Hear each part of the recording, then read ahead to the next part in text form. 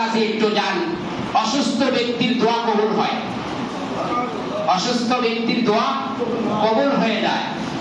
যে ব্যক্তি বেশি বয়স হয়ে গিয়েছে, বয়স্ক মানুষকে সম্মান করলে আল্লাহর নবী বলছেন আল্লাহকে সম্মান করা হয়। দাড়ি পাকা মুরব্বীকে সম্মান করলে আল্লাহকে সম্মান করা হয়। তা আপনার পাশের মুরব্বী, আপনার দাদা, তার কাছে একটু যাবেন, একটু বসবেন, কথাটা সুন্দর করে বলেন, বিওয়াজহিন তালিক, হাসি মুখে সুন্দর মুখে একটু কথা বলেন, আপনার আমলনামায় সাদাকার নেকি হয়ে যাবে। সে আল্লাহর প্রশংসা করি লাখো কোটি বার। আলহামদুলিল্লাহ, যিনি আমাদেরকে সুস্থ রেখে আমাদের মাঝ থেকে বিদায় নিয়ে নিল। রমজানুল মুবারক মাস অত্যন্ত বরকতময় মাস একটি ছিল। আমরা এক মাস সিয়াম সাধনা করেছি, আল্লাহর হুকুম পালন করেছি। গতকাল আমরা ঈদুল ফিতর উদযাপন করলাম। আল্লাহর নবীর ঘোষণা, এক মাস সিয়াম সাধনা করে ঈদুল ফিতরের নামাজ আদায় করলে ফেরেশতারা চারদিক থেকে রাস্তায় দাঁড়িয়ে আহলান সাহলান জানায়, ফেরেশতারা স্বাগত জানায় এবং বলতে থাকে, তোমরা সুসংবাদ গ্রহণ করো, আল্লাহর পক্ষ থেকে তোমাদের জন্য ক্ষমার ঘোষণা হয়েছে। আল্লাহর পক্ষ থেকে ক্ষমার ঘোষণা। এক মাস সিয়াম পালন করেছেন, আল্লাহর হুকুম পালন করেছিলেন, কিয়ামুল লাইল করেছেন, রাতে তারাবির নামাজ পড়েছেন, কোরআনুল কারীম তেলাওয়াত করেছেন, সাদাকাতুল ফিতর আদায় করেছেন, শেষ 10 দিন লাইলাতুল কদর তালাশ করেছেন। এগুলোই তো কাজ।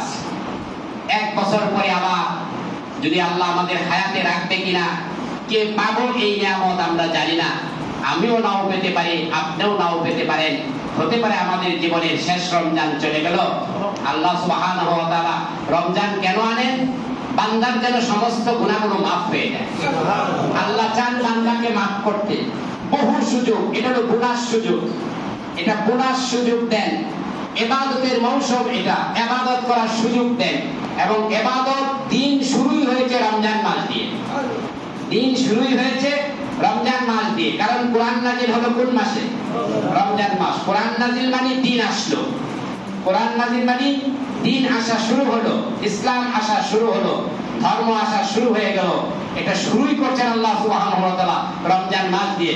দেখবেন একটা কোম্পানি যখন উদ্বোধন করে তখন কিছু ছাড় দেয়। এটা ব্যবসায়ী পলিসি, ব্যবসায়ী পলিসি, একটু ছাড় দেয়।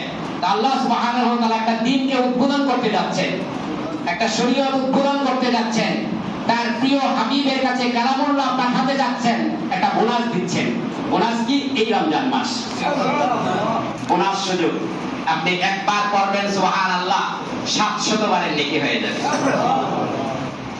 কত রকমের যত ইবাদত, রমজানের ইবাদত আর রমজানের বাইরের ইবাদত, রাত্রির তফাৎ 700 গুণ বেশি, 700 গুণ বেশি সওয়াব হয়ে যায়।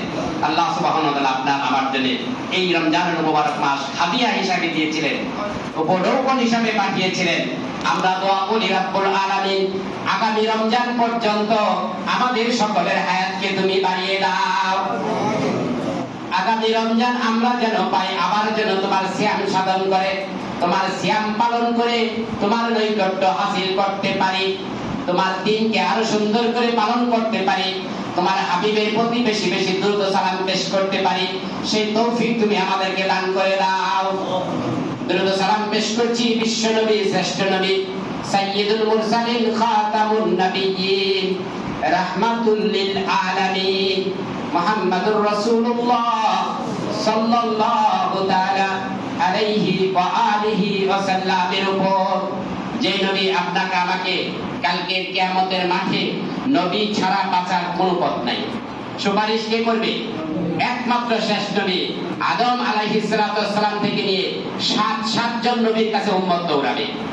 সকল নবীর কাছে যাবে না, 7 জন বেশি বেশি 7 জন। আদম আলাইহিস সালাম, নূহ আলাইহিস সালাম, ইব্রাহিম আলাইহিস সালাম, মুসা আলাইহিস সালাম, ঈসা আলাইহিস সালাম। এইভাবে সর্বশেষ সবাই তাকে রেফার করছে, সবাই রেফার পাঠাবে, রেফার করবে। ডাক্তার রেফার করে নেয় রোগীকে, সবাই সকল আম্বিয়া কেরাম উম্মতকে রেফার করতেছে, না না না আমি নয়, লাস্তুলাহা লাস্তুলাহা লাস্তুলাহা, আমি কাজের জন্য আজকে পারবো না, আমার অপরাধ রয়েছে, আমি নাফসি নাফসি, নিজেকে নিয়ে আমি ভাবছি।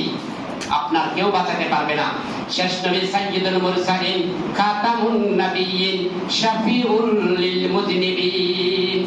গুনাহগারের জন্য যিনি শাফায়াত করবেন যে নবী, সেই নবীর কাছে আমাদের যেতে হবে। সেই নবীর প্রতি লাখো কোটি দরুদ ও সালাম পেশ করছি সাল্লাল্লাহু তাআলা আলাইহি ওয়া আলিহি ওয়া সাল্লাম।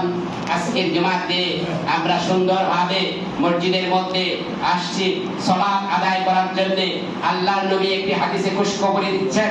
আউস ইবনে আউস রাদিয়াল্লাহু তাআলা আনহু থেকে বর্ণিত হাদিস উনি বলেন, সামি'তু রাসূলুল্লাহ সাল্লাল্লাহু তাআলা আলাইহি ওয়াসাল্লাম ইয়াকুল, আল্লাহর নবী বলেছেন, মান গাসসালা ইয়াউমাল জুমআতি ওয়াক্তাসালা, জুমার দিন যে গোসল করে আসলো, জুমার দিনের প্রথম কাজ হলো গোসল করা। কি বলেন?